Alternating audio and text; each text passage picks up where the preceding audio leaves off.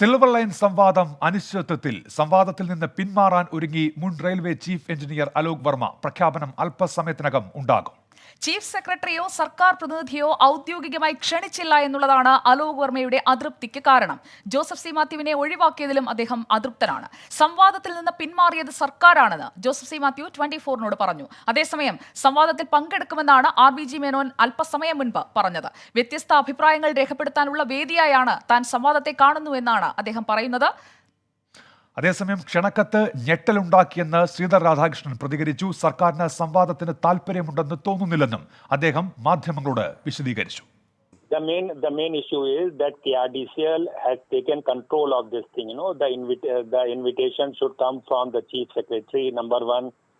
Number two, why they have changed the moderator? The moderator should continue to be secretary science and technology or some secretary from government. So the main point is that the state government should play the central role. KRDCL should be kept out of it. They can be present to give answers to the questions.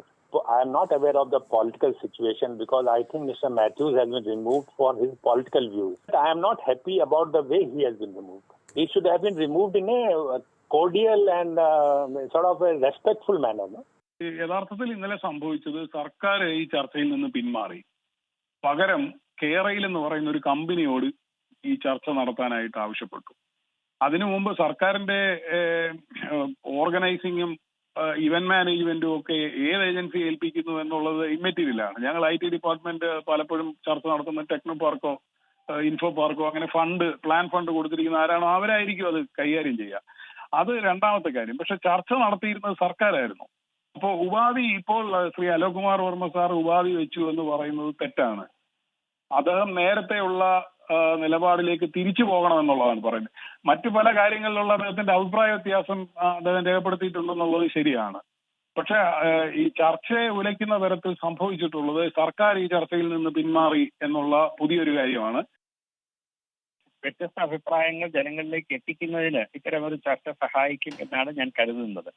അത് ഈ ചർച്ചയിലെ മാധ്യമങ്ങളെയും ക്ഷണിച്ചിട്ടുണ്ട്. അതുകൊണ്ട് മാധ്യമങ്ങളിലൂടെ ഈ വിവരങ്ങൾ ജനങ്ങളിലേക്ക് എത്തും. അപ്പോൾ വ്യത്യസ്ത അഭിപ്രായങ്ങൾ പ്രകടിപ്പിക്കുന്നതിനുള്ള ഒരു വേദിയായിട്ടും അവസരമായിട്ടുമാണ് ഞാൻ ഇതിനെ കണ്ടത്. ഈ കാഴ്ചപ്പാടുകൾ ജനങ്ങളിലേക്ക് എത്തട്ടെ. എന്നിട്ട് ജനങ്ങളുടെ ഇടയിലാണ് ഇതിനെപ്പറ്റി കൂടുതൽ ചർച്ചകൾ നടക്കുക. നമുക്ക് പറയാനുള്ള കാര്യങ്ങൾ പറയാനുള്ള ഒരു അവസരമാണ്. അത് ഉപയോഗിക്കണം എന്ന് തന്നെയാണ് എൻ്റെ അഭിപ്രായം. രാധാകൃഷ്ണനും അമീനും നമുക്കൊപ്പം വിശദാംശങ്ങളുമായി ചേരുന്നു. രാധാകൃഷ്ണൻ, റെയിൽവേ മുൻ ചീഫ് എഞ്ചിനീയർ അലോക് വർമ്മ സംവാദത്തിന് സർക്കാർ ക്ഷണിച്ചില്ലെങ്കിൽ താൻ ഉണ്ടാകില്ല എന്ന് വ്യക്തമാക്കുകയാണോ 24-നോട്? നമുക്ക് അങ്ങനെ പറയാം സുജയ. കാരണം ഇതില് കാര്യങ്ങൾ നമ്മൾ പരിശോധിക്കുമ്പോൾ അല്ലെങ്കിൽ അലോക് കുമാർ വർമ്മയുടെ ആവശ്യങ്ങൾ നമ്മൾ വിലയിരുത്തുമ്പോൾ ഏറ്റവും പ്രധാനം എന്ന രീതിയിൽ അദ്ദേഹം പറയാൻ ഉദ്ദേശിക്കുന്നത് തന്നെ വിളിച്ചത് തന്നെ യോഗ്യതയില്ല എന്ന് പറഞ്ഞു മാറ്റി നിർത്തിയ ഒരു കമ്പനിയാണ്. ഈ ചർച്ച തുടങ്ങുന്ന ഘട്ടത്തിൽ താൻ ഉന്നയിച്ച വസ്തുതാപരമായിട്ടുള്ള കാര്യങ്ങളെ വിലയിരുത്താതെ തനിക്ക് യോഗ്യതയില്ല, താൻ ഈ ചർച്ചയിൽ പങ്കെടുക്കാൻ ആരുമല്ല എന്ന് പറഞ്ഞ സ്ഥാപനമാണ് KRDCL, കേരയിൽ. അതുകൊണ്ട് തന്നെ ഇങ്ങനെ ഇപ്പോഴത്തെ ഒരു സാഹചര്യത്തിൽ അവർക്ക് വെള്ളപൂശാൻ അല്ലെങ്കിൽ കേരളിനെ വെള്ളപൂശാൻ ഉള്ള ഉപാധിയാക്കി ഈ സംവാദത്തെ മാറ്റാൻ ലക്ഷ്യമിടുമ്പോൾ തന്നെ കൂടി ഇതിൽ ക്ഷണിച്ചിരുത്തി തന്നെ അതിൻ്റെ ഭാഗമാക്കാൻ ശ്രമിക്കുന്നതിനോട് തനിക്ക് യോജിപ്പില്ല എന്നാണ് അദ്ദേഹം പറയുന്നതിൻ്റെ ഏറ്റവും അടിസ്ഥാനപരമായിട്ടുള്ള കാര്യം. ഈ ചർച്ച നടക്കേണ്ടത് സാങ്കേതികപരമായിട്ടുള്ള വസ്തുതകളുടെ അടിസ്ഥാനത്തിലാണ്. അങ്ങനെ സാങ്കേതിക ജ്ഞാനത്തിൻ്റെ അടിസ്ഥാനത്തിൽ നടത്തുന്ന ചർച്ച, ആ ചർച്ചയ്ക്ക് പങ്കെടുക്കാമെന്നാണ് താൻ പറഞ്ഞിട്ടുള്ളത്. അല്ലാതെ രാഷ്ട്രീയ സംവാദ തന്നെക്കാൾ യോഗ്യരായിട്ടുള്ള തന്നെക്കാൾ പ്രാഗൽഭ്യമുള്ള നിരവധി ആളുകൾ കേരളത്തിലുണ്ട്. അങ്ങനെ ഒരു ചർച്ചയാണ് നടക്കുന്നതെങ്കിൽ അവരെ ക്ഷണിക്കട്ടെ എന്ന നിലപാടിലാണ് അദ്ദേഹം ഉള്ളത്. ഫലത്തിൽ കേരള സർക്കാർ അദ്ദേഹത്തിന് ഒരു വിമാന ടിക്കറ്റ് നൽകാമെന്ന് വാഗ്ദാനം ചെയ്തിട്ടുണ്ട്.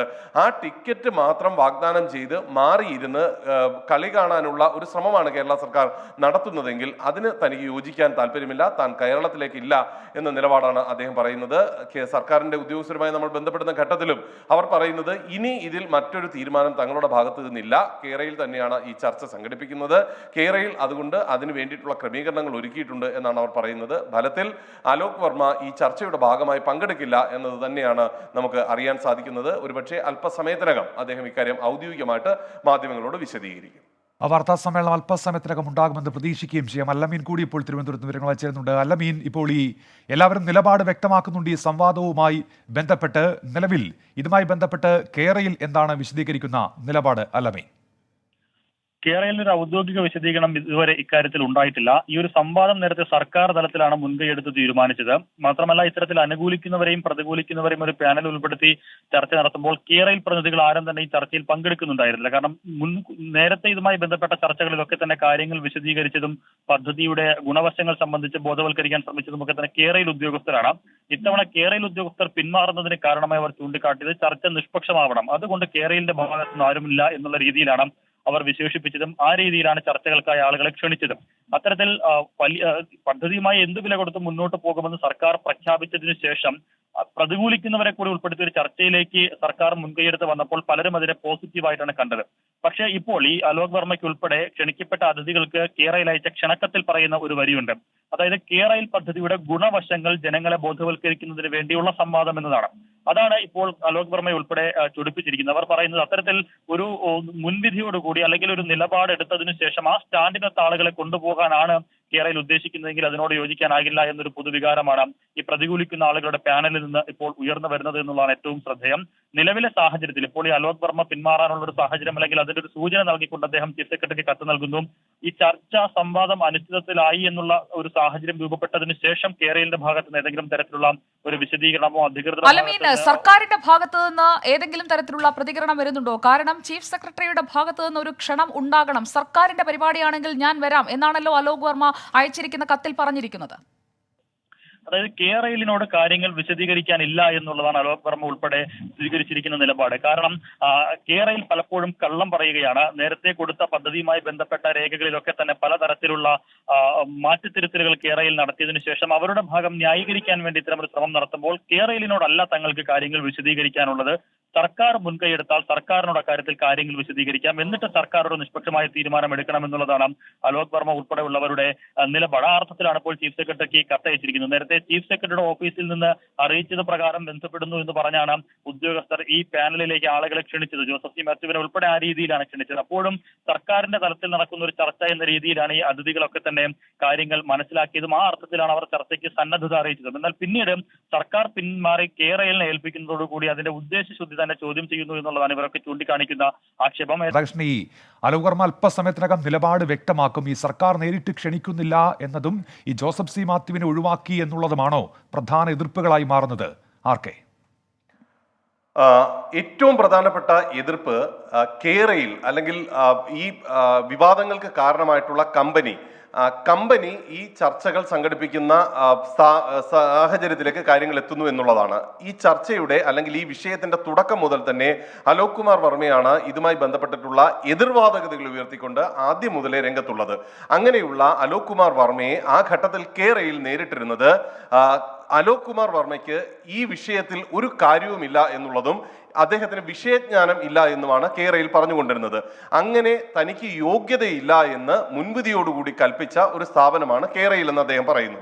അതുകൊണ്ട് അവർ നടത്തുന്ന ഒരു ചർച്ചയിൽ കേരളനെ കുറിച്ചിട്ടുള്ള ഗുണവശങ്ങളെ കുറിച്ച് വിശദീകരിക്കാൻ വേണ്ടി നടത്തുന്ന ഒരു ചർച്ചയിൽ തന്നെ വിളിച്ചിരുത്തി കേരളനെ വെള്ളപൂശാനായി നടത്തുന്ന ശ്രമം അത് അനുവദിക്കില്ല എന്നാണ് അദ്ദേഹത്തിന്റെ ഭാഗത്തു നിന്നുള്ള നിലപാട്. അതിന് താൻ തയ്യാറല്ല.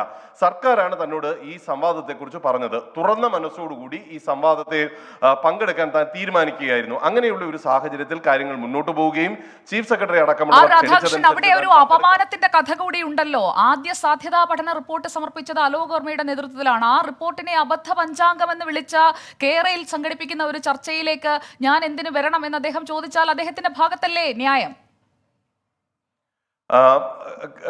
തീർച്ചയായിട്ടും സുജയ, അദ്ദേഹത്തിന്റെ ഭാഗത്ത് അവതരിപ്പിച്ചുകൊണ്ട് അദ്ദേഹം പറയുന്ന കാര്യം അങ്ങനെയാണ്. പക്ഷേ ഈ വിഷയം തുടങ്ങുന്ന ഘട്ടത്തിൽ സർക്കാരിനെ സംബന്ധിച്ച് നമ്മളിപ്പോൾ സർക്കാർ പ്രതിനിധികളോടും ഇതുമായി ബന്ധപ്പെട്ടുള്ള കാര്യം സംസാരിച്ചിരുന്നു. അങ്ങനെ സംസാരിക്കുന്ന ഘട്ടത്തിൽ അവർ പറയുന്നത് ഇതൊരു ചർച്ചയാണ്. ചർച്ച എന്ന രീതിയിൽ ഒരു സംവാദം തുടങ്ങുന്ന ഘട്ടത്തിൽ അതിന് മുൻവിധിയോടുകൂടി ഒരു സാങ്കേതിക വിദഗ്ധൻ കൈക്കൊള്ളുന്നത് അല്ലെങ്കിൽ നോക്കിക്കാണുന്നത് അത് ഉചിതമല്ല എന്നുള്ളതാണ്. എതിർത്ത വേദിയിൽ വന്ന് തുറന്നു പറയാനായിട്ടുള്ള ഒരു സന്മനസ്സാണ് അദ്ദേഹം കാട്ടേണ്ടത് എന്ന് സർക്കാർ പറയുന്നു. ഇതുമായി ബന്ധപ്പെട്ടിട്ട് ചെയ്യാൻ പറ്റുന്ന എല്ലാ വിട്ടുവീഴ്ചകളും തങ്ങളുടെ ഭാഗത്ത് നിന്ന് ഉണ്ടായിട്ടുണ്ട്. അദ്ദേഹം ആവശ്യപ്പെട്ടത് പ്രകാരം താമസത്തിനും വിമാനയാത്ര അടക്കമുള്ള ചെലവുകൾക്കും സംസ്ഥാന സർക്കാർ തന്നെ മുൻകൈ എടുത്താണ് ഏർപ്പാടുകൾ ഉണ്ടാക്കുന്നത്. ഇങ്ങനെയുള്ള ഒരു സാഹചര്യത്തിൽ ആ ചർച്ചയിൽ പങ്കെടുക്കുകയും തന്റെ അഭിപ്രായം തുറന്നു പറയുകയും ചെയ്യുകയാണ് ഇങ്ങനെയുള്ള ഒരു സാഹചര്യത്തിൽ അദ്ദേഹം ചെയ്യേണ്ടതെന്നാണ് സർക്കാർ പറയുന്നത്. ഇതിനോടും അദ്ദേഹം യോജിക്കുന്നില്ല. അദ്ദേഹം പറയുന്നത് ഈ സാങ്കേതികമായി നടക്കുന്ന ഒരു ചർച്ചയല്ല ഇപ്പോൾ നടക്കാൻ പോകുന്നത് എന്നതാണ്. രാഷ്ട്രീയ ലക്ഷ്യങ്ങളുടെ അടിസ്ഥാനത്തിൽ ജനങ്ങളെ തെറ്റിദ്ധരിപ്പിക്കാൻ നടത്തുന്ന ഒരു ചർച്ചയായി ഇതിനെ അധപ്പതിപ്പിക്കാനാണ് ശ്രമിക്കുന്നത്. അതിന്റെ ഭാഗമാകാൻ താനില്ല എന്നാണ് അദ്ദേഹം പറയുന്നത്. ടു ദ പോയിന്റ് ചർച്ച ചെയ്യണം എന്നാണ് അദ്ദേഹത്തിന്റെ ആവശ്യം. സാങ്കേതിക വിഷയമാണ് ഇത്. എഞ്ചിനീയർമാർ അടക്കമുള്ള സാങ്കേതിക വിദഗ്ധർ ഉൾപ്പെട്ട് കേരളത്തിന്റെ പരിസ്ഥിതി, കേരളത്തിന്റെ സാഹചര്യത്തിൽ ഇത് യോജ്യമാണോ, ഇതിന്റെ സാമ്പത്തികമായിട്ടുള്ള വിഷയങ്ങൾ എന്തൊക്കെയാണ് എന്നതടക്കമുള്ള കാര്യങ്ങളാണ് ചർച്ച ചെയ്യേണ്ടത്. അതിനൊപ്പം തന്നെ നിലവിലുള്ള സാഹചര്യത്തിൽ നിർദ്ദേശിക്കപ്പെട്ടിട്ടുള്ള റെയിൽവേ ലൈന് സമാനമായിട്ടുള്ള ഒരു അധിക ലൈൻ എന്ന നിർദ്ദേശം അടക്കമുള്ളവ ഈ വിഷയത്തിന് തുടർച്ചയായി പരിഗണിക്കണം എന്ന് അദ്ദേഹം പറയുന്നു. സ്ഥലത്തിന്റെ ലാഭം, പണത്തിന്റെ ലാഭം, ഒപ്പം മനുഷ്യ വിഭവശേഷിയുടെ ലാഭം എല്ലാം ഉണ്ടാക്കുന്ന ഒരു ഘടകമായി താൻ മുന്നോട്ട് വെച്ച വാദങ്ങൾ പരിഗണിക്കുകയാണെങ്കിൽ അതായിരിക്കും ഉചിതമെന്ന് അദ്ദേഹം പറയുന്നു. മാത്രമല്ല സംസ്ഥാനത്തിന്റെ പ്രകൃതിയുമായി ബന്ധപ്പെട്ടിട്ടുള്ള വിഷയത്തിൽ വളരെ വലിയ തിരിച്ചടി ഉണ്ടാക്കുന്ന ഘടകമായി കേരളയിലെ നിർമ്മാണ പ്രവർത്തനങ്ങൾ മാറും എന്നാണ് അദ്ദേഹം പറയുന്നത്. ഈ രാധാകൃഷ്ണൻ, ഇതോടൊപ്പം നമ്മൾ എടുത്തു പറയേണ്ട ഒരു കാര്യം, ഇന്നിപ്പോൾ 26-ാം തീയതിയായി. 28-ാം തീയതി രാവിലെയാണ് ഈ സംവാദം നടക്കേണ്ടത്. അതിൽ പങ്കെടുക്കുമോ ഇല്ലയോ നമുക്ക് നോക്കാം. അലോക് വർമ്മയുടെ വാക്കുകളിലേക്ക് തത്സമയം. At about 6 o'clock yesterday, I talked to the people about what is the purpose, because there seems to be a complete change in the purpose of this panel discussion. Nobody came back to me, so today morning I have sent an email asking for clarifications. So it is not that I have refused to join. No, I am awaiting clarifications. After that, I will take a decision whether I am to go or not to go. So the crux of the matter is that for the last 1 week before this letter was received, we were given the impression, in fact it was clearly mentioned, that this panel discussion is being organized on the orders of Chief Secretary, and that Secretary of Science and Technology, who is a senior officer of the Government of Kerala, will be moderating it. And that as happens in any panel discussion, you hear the points of view of both the sides. Those people who are in favor of this project as per the current plan, and those who are opposing the current plan. Okay, so that should be the objective, so that the public and also the decision makers on both sides, in this case decision makers in Kerala government and decision makers in Railway Board, they can also listen to the objections and opposition to the proposal, and they can seek clarification and hope so that it will help them in moving forward with this thing. So the purpose should be to convey to the people, public and the decision makers about the reasons for this strong opposition to the feasibility report and the DPR, which I have found after my close association of last 3 years and studying various documents, that both these reports, feasibility report and the DPR, are sort of completely fudged and fabricated reports, and they are extremely deficient and they are worthy of outright rejection. So these are very strong reasons. So the purpose of this was to convey so that we can answer questions of the people and the decision makers. So I will not like to say anything more. I am waiting for reply of the state government, the Chief Secretary. After that only I will be able to respond. What if the government says that yes, it is being held under the auspices of the state government? Will you be reconsidering the decision of? Yeah, you see, they should clarify everything.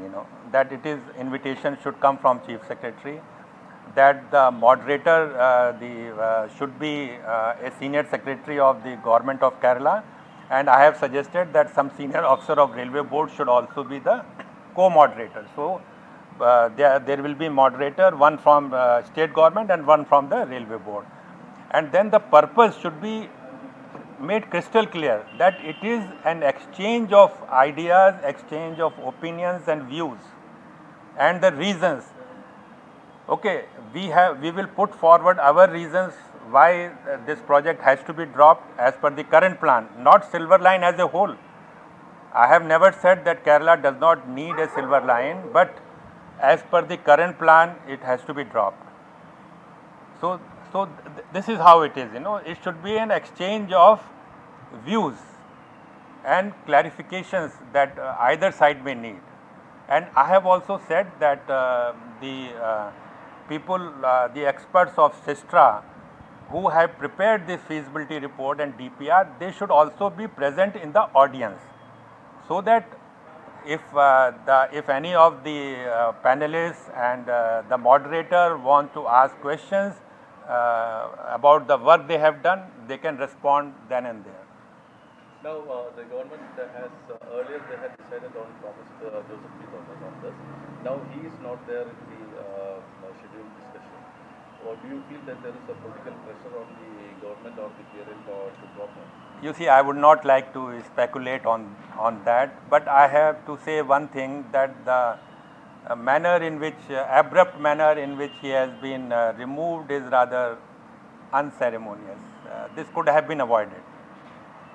No, regarding what you said earlier, the last invitation you got was from KRL or from the Central? No. It was the message that we got was that very clearly it says that Chief Secretary has desired that a panel discussion should be held, and then details were given, who are the invitees and who will be the moderator, and that it is not a debate, it is an exchange of views. It is not a debate, nobody is trying to prove his point, it is a exchange of views. So this is what it should be. It should be an healthy exchange of views, trying to understand the other's point of view, so that the decision makers can move forward. When did that change?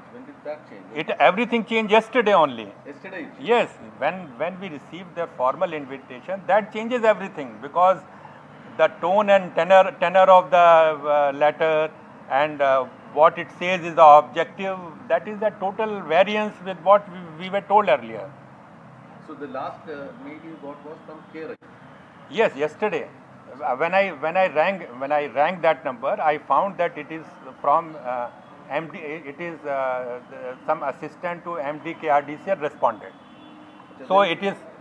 So this information, the invitations and all this thing it was revealed that it is coming from MD's office. But that doesn't matter, You see, MD KRDCL can look after all the logistics, everything. But the most important thing is that it should be an invitation should come from Chief Secretary, and state government should be fully involved in this panel discussion. So they have actually said that you were not involved in any higher decision making process of KRL. You were hardly involved for 3 months. That is what one of the statements that KRL has put forward yesterday, that you were involved only for 3 months. You see, this is not important whether I spent 3 months or 3 years. What is important is that a preliminary feasibility report whose purpose is to examine all the broad issues and see if the proposal is okay or it needs modification. So what is important is that after detailed deliberation, let me make it very clear, this report did not come about just like that, 1 month before publishing the report, Sistra sent that these are our findings. And then we had സിസ്ട്ര മുൻ deputy project director കൂടിയായ അലോക് വർമ്മ സംവാദത്തിനായി പങ്കെടുക്കുന്നതിൽ അന്തിമ തീരുമാനത്തിലേക്ക് എത്തിയിട്ടില്ല. ഇനിയും സർക്കാരിന്റെ മുന്നിൽ സമയം ബാക്കിയുണ്ട്. അദ്ദേഹം അയച്ച ഇമെയിലിന് ചീഫ് സെക്രട്ടറിയുടെ ഭാഗത്തു നിന്ന് മറുപടി ലഭിച്ചാൽ അത് ആവശ്യപ്പെട്ട രീതിയിലുള്ള ഒരു മറുപടിയാണെങ്കിൽ പങ്കെടുക്കും എന്നാണ് അലോക് വർമ്മ പറയുന്നത്. എന്നാൽ കേരളയിൽ നടത്തുന്ന ഈ സംവാദത്തിൽ ചീഫ് സെക്രട്ടറി അത്തരം ഒരു കത്തയക്കുമോ എന്നുള്ളതാണ് ഇനി അറിയേണ്ട കാര്യം. അല്ലമീൻ തിരുവനന്തപുരത്ത് നിന്ന് വിവരങ്ങൾ വായിച്ചിരുന്നുണ്ട്. അല്ലമീൻ, ഇപ്പോൾ അലോക് വർമ്മ നിലപാട് വ്യക്തമാക്കി കഴിഞ്ഞിരിക്കുന്നു. സർക്കാരിന്റെ ഭാഗത്ത് ഇത്തരത്തിലൊരു ക്ഷണം ലഭിച്ചാൽ താൻ കാത്തിരിക്കുന്നു, ഇതിൽ പങ്കെടുക്കാം എന്നാണ് അദ്ദേഹം ഇപ്പോൾ വ്യക്തമാക്കുന്നത്. അങ്ങനെ ഒരു ക്ഷണം സർക്കാരിന്റെ ഭാഗത്തു നിന്നുണ്ടാകാനുള്ള സാധ്യത എത്രത്തോളം ഉണ്ട് അല്ലമീൻ? അതിനുള്ള സാധ്യത തെളിഞ്ഞില്ല. കാരണം അലോക് വർമ്മ കേരളത്തിൽ നേരിട്ടെത്തി മുഖ്യമന്ത്രിയുമായും ചീഫ് സെക്രട്ടറിയുമായും സർക്കാരിലെ ഉന്നത ഉദ്യോഗസ്ഥരുമായും കൂടിക്കാഴ്ച നടത്താനും പദ്ധതിയുടെ പ്രതികൂല വശങ്ങൾ വിശദീകരിക്കാനും ഒരു ശ്രമം നടത്തിയതാണ്. കേരളത്തിൽ നേരിട്ടെത്തിയാണ് അദ്ദേഹം അതിനൊരു ശ്രമം നടത്തിയത്. പക്ഷെ അന്ന് മുഖ്യമന്ത്രിയുമായോ ചീഫ് സെക്രട്ടറിയുമായോ ഒരു കൂടിക്കാഴ്ചയ്ക്ക് പോലും അദ്ദേഹത്തിന് അവസരം ലഭിച്ചിരുന്നില്ല. അദ്ദേഹം അതിന് പല രീതിയിൽ ശ്രമിച്ചതാണ്. മുഖ്യമന്ത്രി സംസ്ഥാനത്തുണ്ടായിട്ടും കേരളത്തിൽ ഉണ്ടായിരുന്നിട്ടും തിരുവനന്തപുരത്ത് ഉണ്ടായിരുന്നിട്ട് പോലും നേരിട്ട് കാണാൻ തയ്യാറായില്ല. മുഖ്യമന്ത്രി കണ്ടില്ലെങ്കിൽ ചീഫ് സെക്രട്ടറിയെങ്കിലും കാണുന്നതിന്റെ നിലപാട് അദ്ദേഹം സ്വീകരിച്ചെങ്കിലും അതിനും സർക്കാർ വൃത്തങ്ങൾ തയ്യാറായിരുന്നില്ല. അപ്പൊ അത്തരത്തിൽ അദ്ദേഹത്തെ പൂർണ്ണമായും അവഗണിക്കുന്ന ഒരു സമീപനമാണ് സർക്കാർ സ്വീകരിച്ചിട്ടുള്ളത്. ആ സാഹചര്യത്തിൽ നിലവിൽ ഇത്തരമൊരു സമ്മർദ്ദം അലോക് വർമ്മ മുന്നോട്ട് വയ്ക്കുമ്പോൾ അതിന് സർക്കാർ വഴങ്ങുമോ എന്നുള്ളത് കണ്ടറിഞ്ഞ് കാണേണ്ട കാര്യമാണ്. മാത്രമല്ല സർക്കാർ വൃത്തങ്ങളിൽ നിന്ന് മനസ്സിലാക്കാനാകുന്നത് ഇത് ജനങ്ങളിൽ ഈ എതിർപ്പുകൾ ഉൾപ്പെടെ ജനങ്ങളോട് അറിയിക്കാനുള്ള ഒരു അവസരമാണ്, വേദിയാണ് സർക്കാർ ഒരുക്കുന്നത്. അതിൽ പങ്കെടുക്കാതെ ഏകപക്ഷീയമായി പാനലിസ്റ്റുകൾ പിന്മാറുന്നതിന് പിന്നിൽ ദുരൂഹതയുണ്ട് എന്നുള്ള രീതിയിൽ അതിനെ പ്രതിരോധിക്കാനുള്ള ഒരു നീക്കമാണ് സർക്കാർ തലത്തിൽ ഉണ്ടാവുക എന്നാണ് മനസ്സിലാക്കാനാകുന്നത്. ഏതായിരുന്നാലും ഒരു അനുകൂല മറുപടി അലോക് വർമ്മ പ്രതീക്ഷിക്കുന്നുണ്ട്. പക്ഷേ എത്ര കണ്ടത് സാധ്യമാകുമെന്നുള്ള കാര്യത്തിൽ സമയവും വളരെ കുറവാണ്. അല്ലമീൻ, ഇന്ന് 26-ാം തീയതിയായി 28-ാം തീയതി രാവിലെ നടക്കേണ്ട സംവാദത്തിലേക്ക് അദ്ദേഹത്തിന് എത്തിച്ചേരണമെങ്കിൽ ഉടനടി ഉച്ചയ്ക്ക് മുൻപ് തന്നെ സർക്കാരിന്റെ ഭാഗത്തു നിന്ന് മറുപടി ലഭിച്ചേ തീരുന്നു. ലോകത്തെവിടെയായാലും ഏത് സമയത്തും 24 വാർത്തകളും ഓഗ്മെന്റഡ് റിയാലിറ്റി പാക്കേജുകളും എക്സ്പ്ലെയിനറുകളും വിശദമായി കാണാൻ ഞങ്ങളുടെ യൂട്യൂബ് ചാനൽ നിങ്ങൾക്ക് സബ്സ്ക്രൈബ് ചെയ്യാം.